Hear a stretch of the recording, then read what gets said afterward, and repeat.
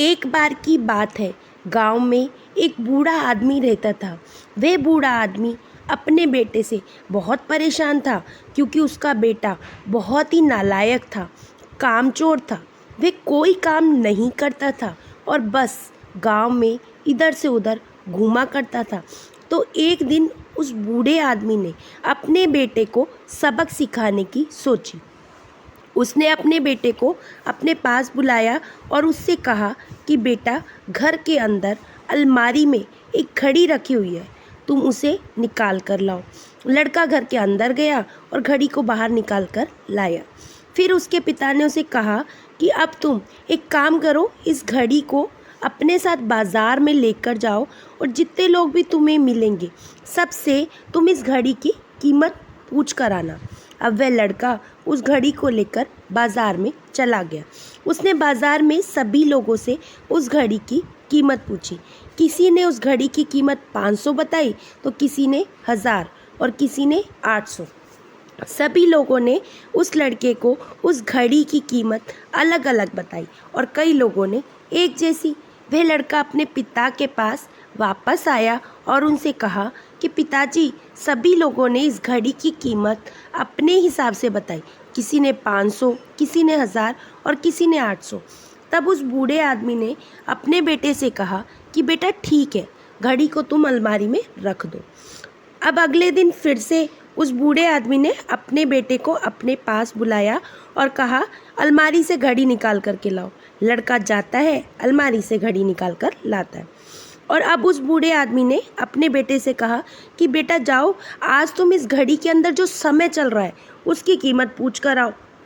लड़के को समझ नहीं आ रहा था उसके पिताजी उससे क्या करवाना चाह रहे हैं। वे दुखी मन से फिर से घड़ी को लेकर बाज़ार में चला जाता है और सभी लोगों से उस घड़ी के अंदर जो समय चल रहा है उसकी कीमत पूछता है।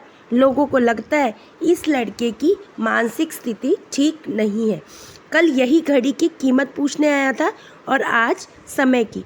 बहुत से लोगों ने उसे भगा दिया और कुछ लोग उस पर हंसने लगे। अब लड़का परेशान होता जा रहा था और सोचता है ये मेरे साथ क्या हो रहा है। तभी उसे रास्ते में एक बूढ़ा आदमी मिलता है। वह बहुत व्यस्त था। वह लड़का उससे सवाल करता है कि भाई समय की कीमत बताओ। वह बूढ़ा आदमी व्यस्त था, फिर भी वो समझ जाता है कि लड़का उससे क्या पूछना चाह रहा है।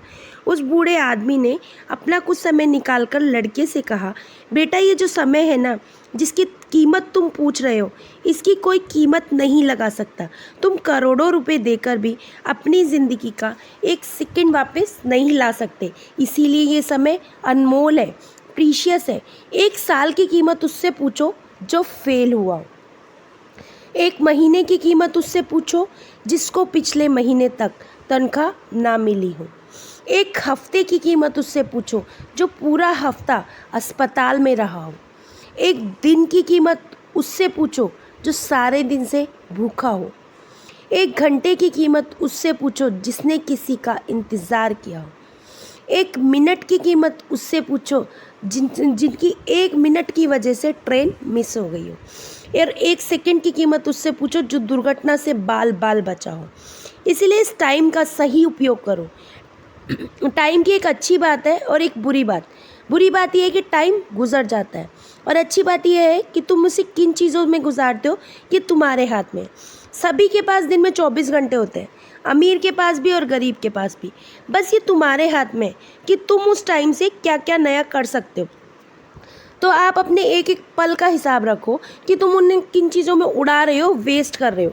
उस बूढ़े आदमी की बात सुनकर उस लड़के की आँख खुल गई। यह सुनकर उस लड़के ने में एक बहुत बड़ा बदलाव आ गया, वो महसूस करने लगा उसे।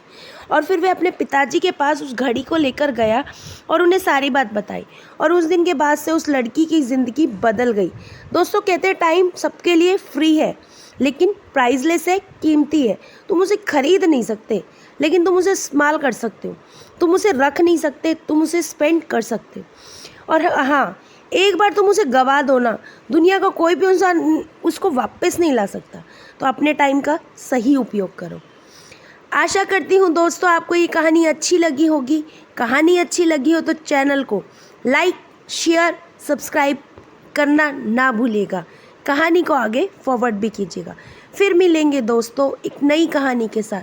तब तक हंसते रहिए, मुस्कुराते रहिए, समय का ध्यान रखिए, स्वास्थ्य का ध्यान रखिए। चलिए, बाय बाय।